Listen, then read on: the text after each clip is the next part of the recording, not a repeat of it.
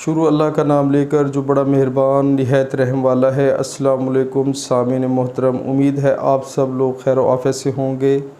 انشاءاللہ آج ایک قرآن پاک کی آیت آپ کو پڑھ کر سنواتا ہوں۔ انشاءاللہ آپ کا بھی ایمان تازہ ہوگا اور میرا بھی ایمان تازہ ہوگا، اور جتنے بھی مسلمان بہن بھائیوں کو آپ اس کو سن کر پڑھ کر شیئر کریں گے تو آپ بھی اس ثواب میں شامل ہو جائیں گے، جو کہ روز قیامت تک ہمیں وہ ثواب ملتا رہے گا۔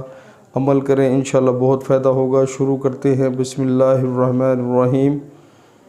جو لوگ غیب پر ایمان لاتے ہیں اور نماز کو قائم رکھتے ہیں اور ہمارے دیے ہوئے مال میں سے خرچ کرتے ہیں۔ سبحان اللہ۔ پیارے مسلمانوں، اللہ تعالی ہمیں قرآن پاک ترجمے کے ساتھ سن کر اس پر عمل کرنے کی توفیق عطا فرمائے۔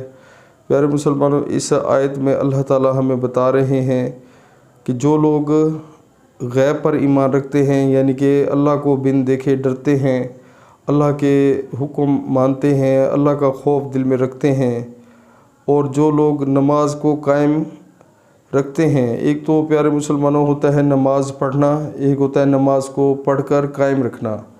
تو اللہ تعالیٰ یہ ان کے بارے میں بتا رہے ہیں جو لوگ نماز کو قائم رکھتے ہیں، یعنی کہ ہم نماز پڑھ گئے تو اس کے بعد فوراً مثال ہے مسجد کے طور پر مسجد سے باہر نکلتے ہیں تو نماز تو ہم نے پڑھ لی ہے، لیکن ہم جو ہے باہر جا کے فوراً جو ہے میوزک سننا شروع کر دیں، جھوٹ بولنا شروع کر دیں، گانے دیکھنا شروع کر دیں، اپنی نظر کی خیانت کریں، کاروبار میں بے ایمانی کریں، لوگوں کے ساتھ دھوکہ کریں، اور یعنی کہ جتنے بھی گناہ کے کام ہیں تو اگر وہ ہم کریں گے، نماز بے شک ہم نے باجماعت پڑھ لی ہے لیکن وہ ہماری نماز ہے جو قائم نہیں ہوگی۔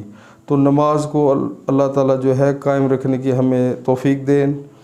پیارے مسلمانوں، نماز کو پڑھ کر اس کو قائم کرنے میں ہی ہماری بہتری ہے۔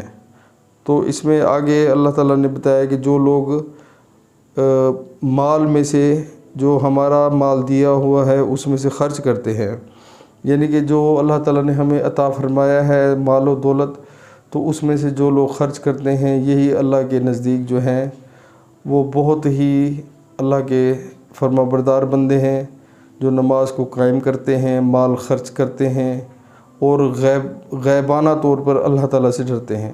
تو پیارا مسلمانوں، اللہ تعالیٰ ہمیں ان تینوں چیزوں پر عمل کرنے کی توفیق عطا فرمائے اور اللہ کے دیے ہوئے مال میں سے ہمیں بھی خرچ کرنے کی توفیق عطا فرمائے۔